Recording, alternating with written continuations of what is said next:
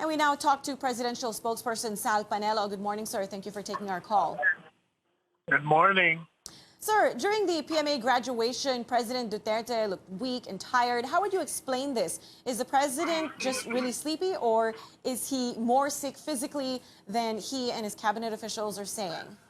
Actually, he didn't look weak. He looked very sleepy. And he was sleepy because the day before, he was working. He had so many papers to read and papers to sign. And he had only, I think, less than 2 hours sleep. And he had to, as we all know by now, the president is a night person. He sleeps at 6 in the morning. So the time of the event is supposed to be part of his sleeping time.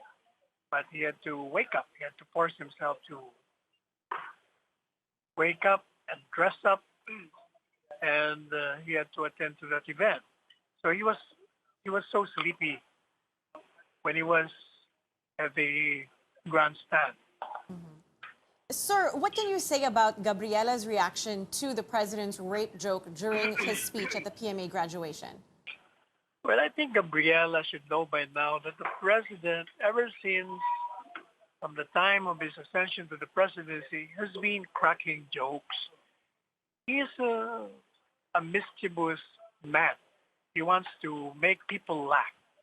And the fact that the people laugh at his jokes, they give a hearty laughter, means that they know that this president is joking. Right. Sir, the president was actually 3 hours late for the graduation. Is there a specific Not 3 reason hours for late, this? 2 hours late. Okay, well, what is the reason for this, sir? Well, the reason is precisely he was very sleepy. So he wanted to go get back to bed and have some power naps. All right. But Moving. since he lacks sleep, and it's early, every person, when he's lacking in sleep, appears to be sleepy as he looked the way he did. But if you recall, during his speech, he was his usual alert and assertive president. All right. Moving on to another topic, sir. Let's talk about the Canada trash. What's the update on this? Well, where according to the DFA and the Bureau of Customs, they're processing the papers, and soon the trash will be thrown back How soon is to soon, Canada. sir? Well, that depends. I really don't know the exact date, but what is important is we're going to return them to their origin. All right. How about the restrictions to government people to refrain from interacting with Canadian officials, supposedly because of this trash issue? Is this really only about the trash, or are there other reasons as well?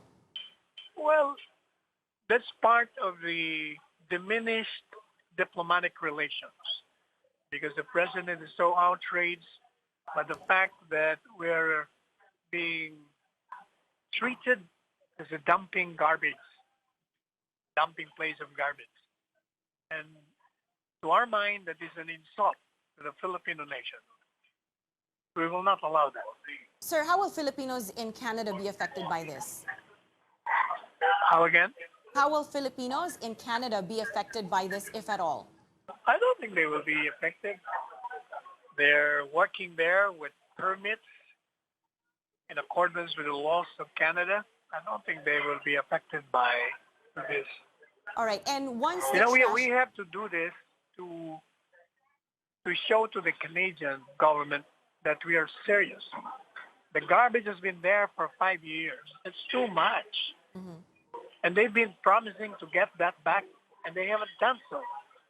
When they do finally take the trash back, will these travel restrictions of officials be lifted?